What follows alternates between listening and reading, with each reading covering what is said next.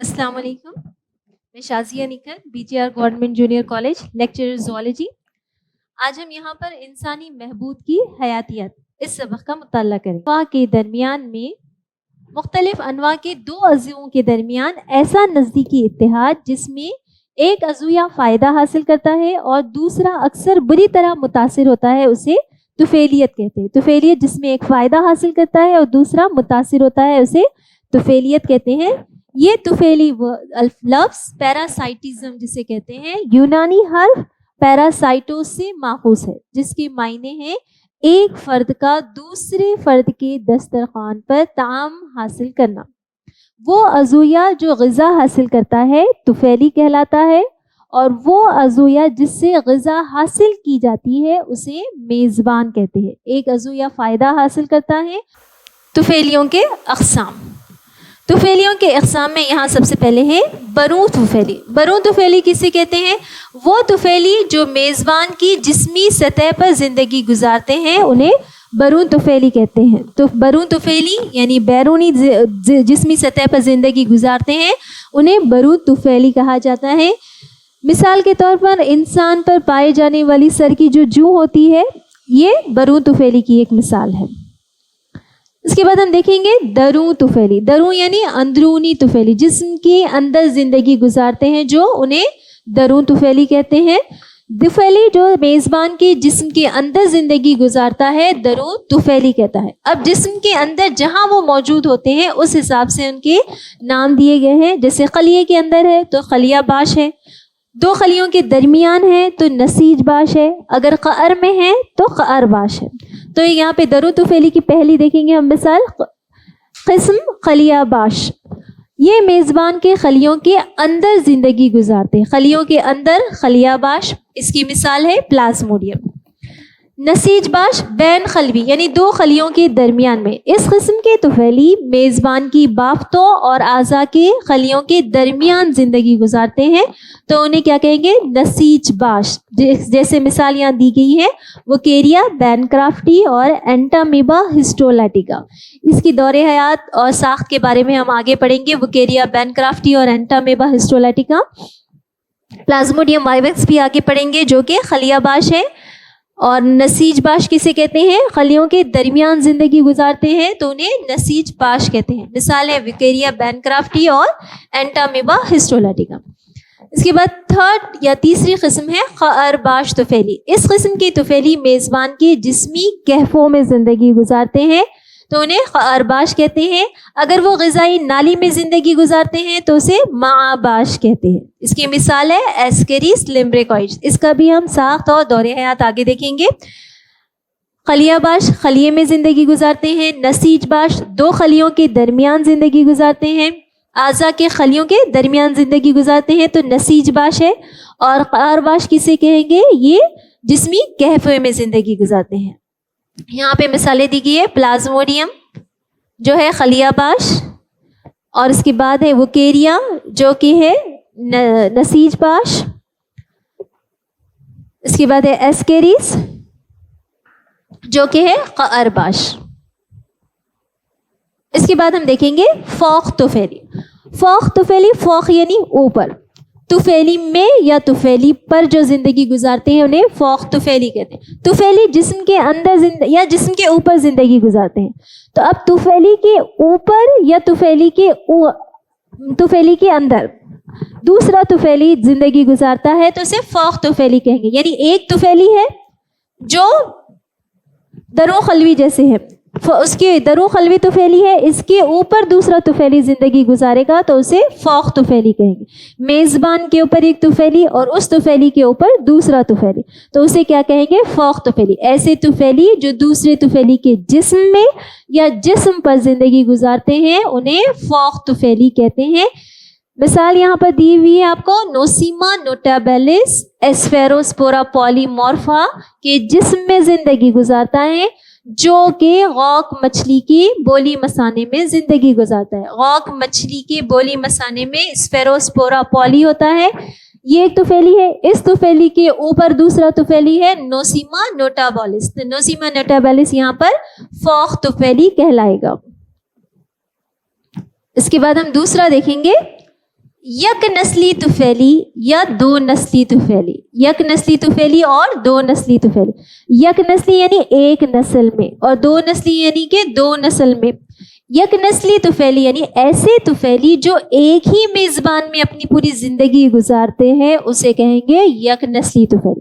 اس کی مثال ہے اینٹامیبا اور ایسکیریس. یہ ایک ہی میزبان میں اپنا پورا دور حیات, اپنی پوری زندگی مکمل کرتے ہیں, تو انہیں کہیں گے یک نسلی طفیلی.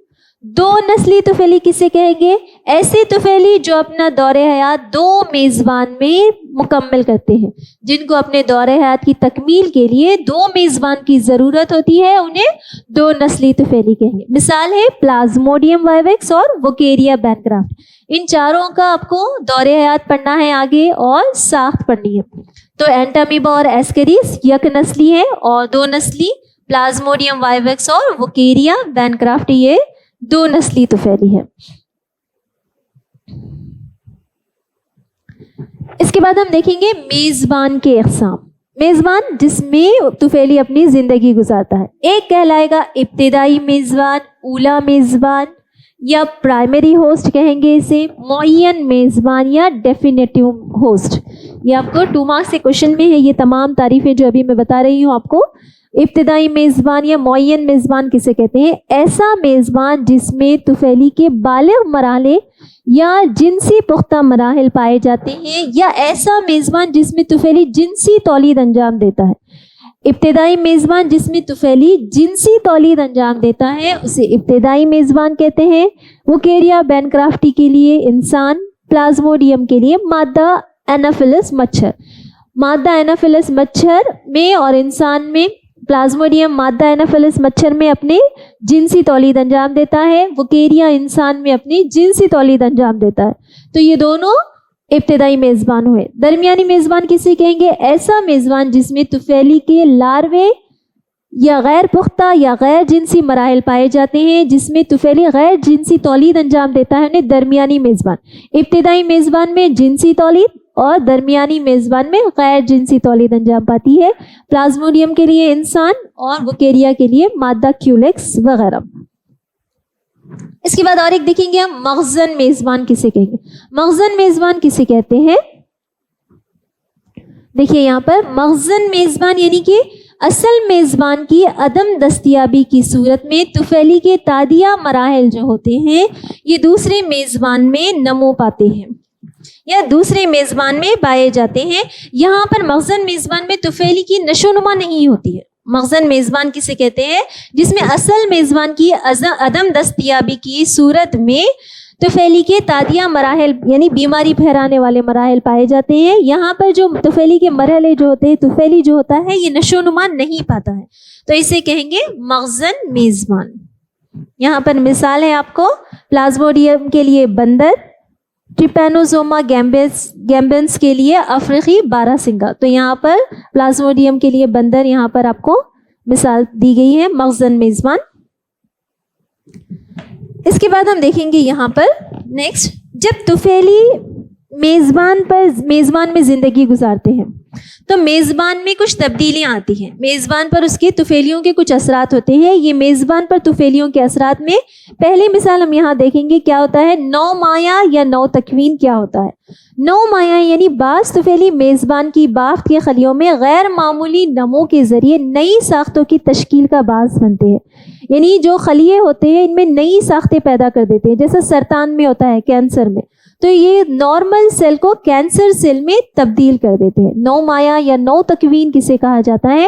بعض طفیلی میزبان کے خلیوں میں غیر معمولی نمو کے ذریعے نئی ساختیں پیدا کرتے ہیں, نارمل سیل سے اسے کینسر سیل میں تبدیل کر دیتے ہیں. تو اسے کیا کہا جاتا ہے؟ نو مایا یا نو تکوین.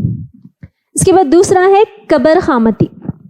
بعض طفیلی کیا کرتے ہیں, میزبان کی جسامت میں غیر طبعی اضافے کا سبب بنتے ہیں, اس کو قبر خامتی کہتے ہیں. جیسے فیشولا ہیپاٹیکا کے لاروا مراحل گونگوں میں قبر خامتی کا سبب بنتے ہیں. فیشولا ہیپاٹیکا کا جو لاروا ہے یہ سنیل یا گونگے جو درمیانی میزبان ہے اس میں قبر خامتی یعنی ان میں غیر طبعی اضافے کا سبب بنتا ہے, اسے کہتے ہیں قبر خامتی. یہاں پر مثال دی گئی ہے آپ کو قبر خامتی کی, گونگے میں قبر خامتی. جو کہ طفیلی کے اثرات ہیں میزبان پر. اس کے بعد دوسرا ہم دیکھیں گے یہاں پر تزائد خلوی اور بیش بالغی. تزائد خلوی کسے کہتے ہیں؟ تزائد زائد سے ہے، یعنی زیادہ ہو جانا. یہاں تعریف ڈیفینیشن جو رہیں گی، تعریف جو رہیں گی اس کی، یہ آپ تزائد خلوی میں دیکھیں گے کہ زائد کسے کہتے ہیں؟ بعض طفیلیاں خلیوں کی تعداد میں اضافے کا سبب بنتے ہیں. خلیوں کی تعداد میں اضافہ تزائد خلوی کہلاتا ہے. بعض طفیلی کیا کرتے ہیں؟ میزبان کے خلیوں کی تعداد میں اضافہ کر دیتے ہیں، انہیں تزائد خلوی کہتے ہیں. اور بیش بالغی کسے کہتے ہیں؟ بعض طفیلی میزبان کے جو متاثرہ خلیے ہوتے ہیں ان کے حجم میں یا جسامت میں غیر طبعی اضافہ کر دیتے ہیں، تو اسے کہتے ہیں بیش پروری. جیسا پلازموڈیم کے ذریعے متاثرہ انسان کے RBCs مثال دی گئی آپ کو. تزائد خلوی اور بیش پروری. تزائد خلوی کسے کہتے ہیں؟ بعض طفیلی میزبان کے خلیوں میں اضافے کا سبب بنتے ہیں، اس کو تزائد خلوی کہتے ہیں. جیسا بھیڑ کے پت خناتوں میں فسیولا ہیپاٹیکا کرتا ہے. اور اسی طرح بیش پروری جو ہوتی ہے، بعض طفیلی میزبان کی متاثرہ خلیوں کے حجم یا جسامت میں اضافہ کر دیتے ہیں، اس کو بیش پروری یا بیش بالغی کہتے ہیں. جیسے یہاں پر ہے دیکھیے، پلازموڈیم کے ذریعے متاثرہ انسان کے RBCs جو ہوتے ہیں ان میں غیر طبعی اضافہ ہو جاتا ہے، تو اسے ہائپرٹروپی اور یہاں پر ہائپر پلازیا کی مثال دی گئی ہے آپ کو یہاں پہ. اس کے بعد ہم دیکھیں گے کہ طفیلی میزبان میں زندگی گزارنے کے لیے، ایک کامیاب زندگی گزارنے کے لیے کچھ توافقات ان میں پائے جاتے ہیں. توافق کسے کہتے ہیں؟ توافق یعنی نئے ماحول میں اپنے آپ کو ڈھالنے کے لیے اپنے اندر کچھ تبدیلی لانا، اسے توافق کہتے ہیں. تو طفیلی میزبان میں زندگی گزارنے کے لیے اپنے اندر کچھ تبدیلی لاتے ہیں، اسے کہیں گے توافق. جیسے مثال کے طور پر یہاں دیا گیا ہے روسٹیلم. بعض طفیلی میزبان کے جسم کو جکڑنے کے لیے ان کے جسم میں، ان پر بعض طفیلیوں میں ہکس ماسے یا روسٹیلم یا نول جسے کہتے ہیں، ایسی ساختیں ان کے اندر نمو پاتی ہیں. جیسے یہاں پر ٹینیا سولیم کی مثال دی گئی ہے. تو روسٹیلم یہ طفیلیوں میں توافقات کی پہلی یہاں پر توافق ہے. اس کے بعد ہم دیکھیں گے بعض طفیلی کیا کہتے ہیں؟ اپنے جسم کے اطراف میں حفاظتی قشرہ بناتے ہیں. جیسے یہاں پر مثال دی گئی ہے آپ کو ایسکیرس لمبریکوئڈس جو ہوتے ہیں اپنے جسم کے اطراف میں حفاظتی قشرہ بناتے ہیں، جو ہاضمی خامرے جو ہوتے ہیں، جہاں پر یہ آنت میں پایا جاتا ہے تو آنت کی جو حفاظتی ہاضمی خامرے ہوتے ہیں ان سے مزاحمت کرنے کے لیے یہ جسم کے اطراف میں حفاظتی قشرہ بنا لیتا ہے. یہ حفاظتی قشرہ ان طفیلیوں میں ایک توافق ہے. تو پہلا ہم نے دیکھے روسٹیلم اور دوسرا ہے حفاظتی قشرہ. پہلا توافق روسٹیلم اور دوسرا حفاظتی قشرہ. اس کے بعد ہم دیکھیں گے بعض طفیلی جو ہوتے ہیں اجباری غیر ہواباش ہوتے ہیں. اجباری غیر ہواباش کسے کہتے ہیں؟ بعض آنتی طفیلی بحیثیت اجباری غیر ہواباش زندگی گزارتے ہیں چونکہ ان کے لیے آکسیجن کی دستیابی محدود ہوتی ہے، یعنی یہ غیر ہواباش ہوتے ہیں، اجباری غیر ہواباش ہوتے ہیں، جیسا اینٹامیبا ہسٹولیٹیکا اور ٹینیا سولیم. تو یہ دونوں اجباری غیر ہواباش ہیں. اس کے بعد دوسرا ہے امکانی غیر ہواباش. امکانی غیر ہواباش کسے کہتے ہیں؟ کہ یعنی آکسیجن دستیاب نہ ہو تو یہ بطور غیر ہواباش زندگی گزارتے ہیں. اگر آکسیجن ہو تو آکسیجن کے ذریعے عمل تنفس انجام دیتے ہیں. اگر آکسیجن غیر موجود ہے تو یہ غیر ہواباش کے طور پر زندگی گزارتے ہیں. اگر آکسیجن موجود ہے تو یہ آکسیجن کی استعمال کرتے ہوئے زندگی گزارتے ہیں. اس کے بعد نیکسٹ توافق ہے یہاں پر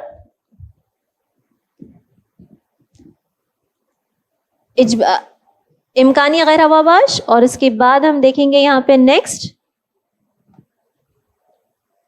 امبانی طفیلی. امبانی طفیلی کسی کہتے ہیں؟ امبان کسی کہتے ہیں؟ جسم کے اطراف میں ایک جھلی یا وال بنا لیتے ہیں کچھ طفیلی.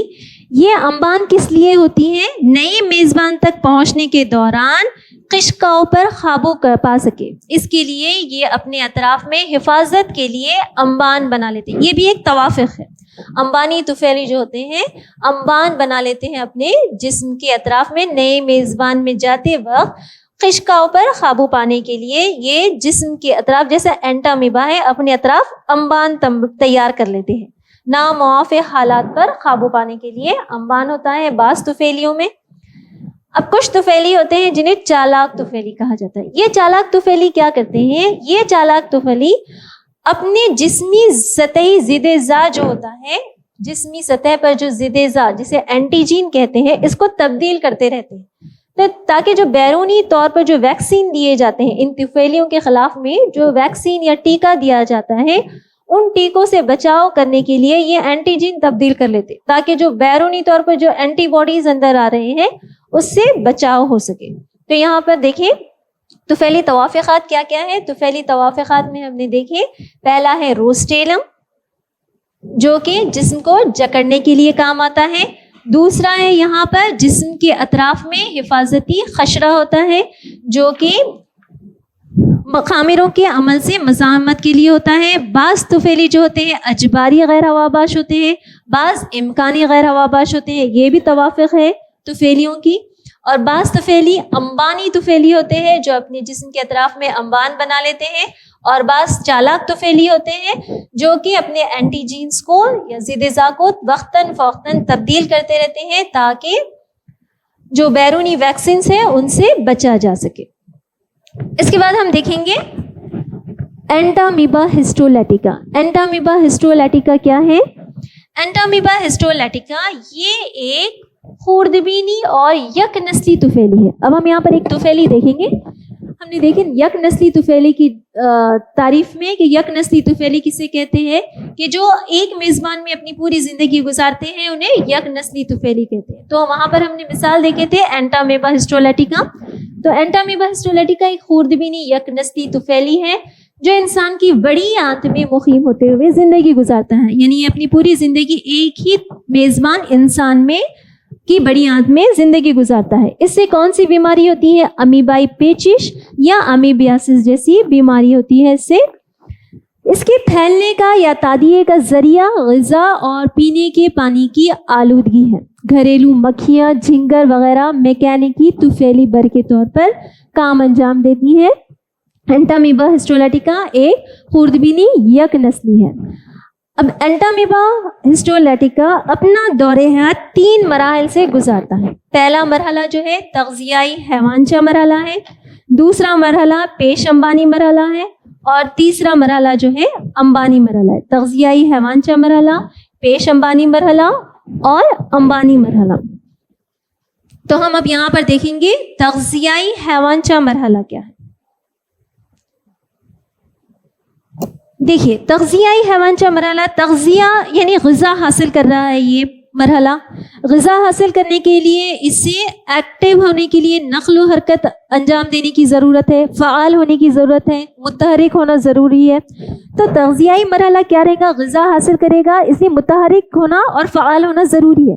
تو یہ تغذیائی حیوانچہ مرحلہ جو ہوتا ہے یہ کافی فعال متحرک مرحلہ ہوتا ہے۔ یہ بڑی آنت کی جو مخاطیاں اور زیر مخاطیہ پرت ہوتی ہے اس میں پایا جاتا ہے۔ یہاں پر دیکھیے اگلی جانب نمو پانے والے انگشت نما کاذب پیر ہوتے ہیں۔ یہاں کاذب پیر ہوتے ہیں، یہ کاذب پیر جس کو خصپہ کہا جاتا ہے، اس کے ذریعے یہ نقل و حرکت انجام دیتا ہے۔ یہاں پر تغذیائی حیوانچہ مرحلہ جو ہوتا ہے یہ کافی متحرک ہوتا ہے، فعال ہوتا ہے، ایکٹیو ہوتا ہے۔